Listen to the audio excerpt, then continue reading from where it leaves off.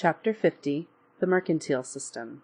How the newly founded national or dynastic states of Europe tried to make themselves rich, and what was meant by the mercantile system. We have seen how, during the 16th and the 17th centuries, the states of our modern world began to take shape. Their origins were different in almost every case. Some had been the result of the deliberate effort of a single king. Others had happened by chance. Still others had been the result of favorable natural geographic boundaries.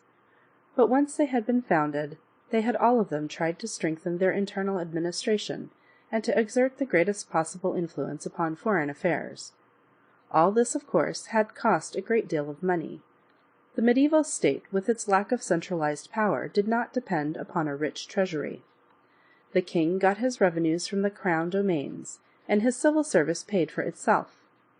The modern centralized state was a more complicated affair. The old knights disappeared, and hired government officials or bureaucrats took their place. Army, navy, and internal administration demanded millions. The question then became, where was this money to be found? Gold and silver had been a rare commodity in the Middle Ages. The average man, as I have told you, never saw a gold piece as long as he lived. Only the inhabitants of the large cities were familiar with silver coin. The discovery of America and the exploitation of the Peruvian mines changed all this. The center of trade was transferred from the Mediterranean to the Atlantic seaboard. The old commercial cities of Italy lost their financial importance. New commercial nations took their place, and gold and silver were no longer a curiosity. Through Spain and Portugal and Holland and England, precious metals began to find their way to Europe. The 16th century had its own writers on the subject of political economy, and they evolved a theory of national wealth, which seemed to them entirely sound and of the greatest possible benefit to their respective countries. They reasoned that both gold and silver were actual wealth.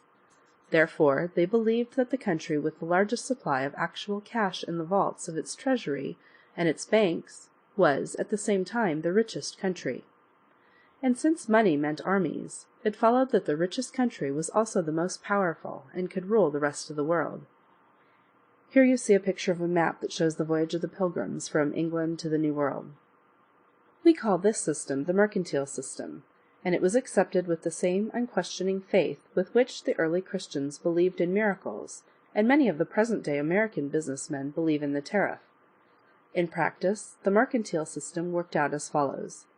To get the largest surplus of precious metals, a country must have a favorable balance of export trade. If you can export more to your neighbor than he exports to your own country, he will owe you money and will be obliged to send you some of his gold. Hence you gain and he loses. As a result of this creed, the economic program of almost every 17th century state was as follows. 1. Try to get possession of as many precious metals as you can. 2. Encourage foreign trade in preference to domestic trade. 3. Encourage those industries which can change raw materials into exportable finished products. 4. Encourage a large population, for you will need workmen for your factories, and an agricultural community does not raise enough workmen.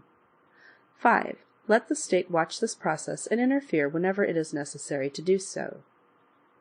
Instead of regarding international trade as something akin to a force of nature which would always obey certain natural laws regardless of man's interference, the people of the 16th and 17th centuries tried to regulate their commerce by the help of official decrees and royal laws and financial help on the part of the government.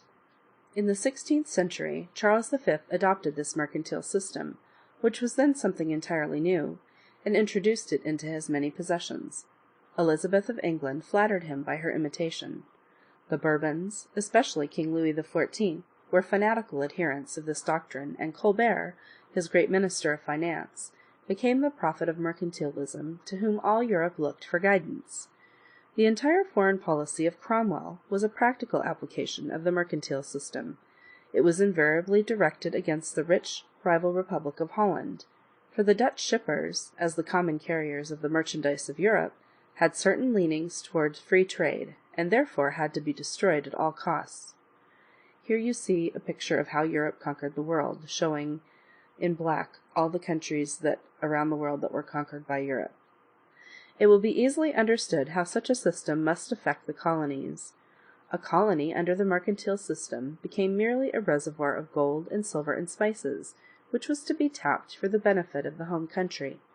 The Asiatic, American, and African supply of precious metals and the raw materials of those tropical countries became a monopoly of the state which happened to own that particular colony.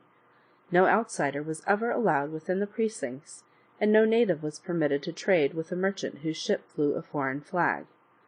Undoubtedly, the mercantile system encouraged the development of young industries in certain countries where there never had been any manufacturing before. It built roads and dug canals, and made for better means of transportation. It demanded greater skill among the workmen, and gave the merchant a better social position, while it weakened the power of the landed aristocracy. On the other hand, it caused very great misery.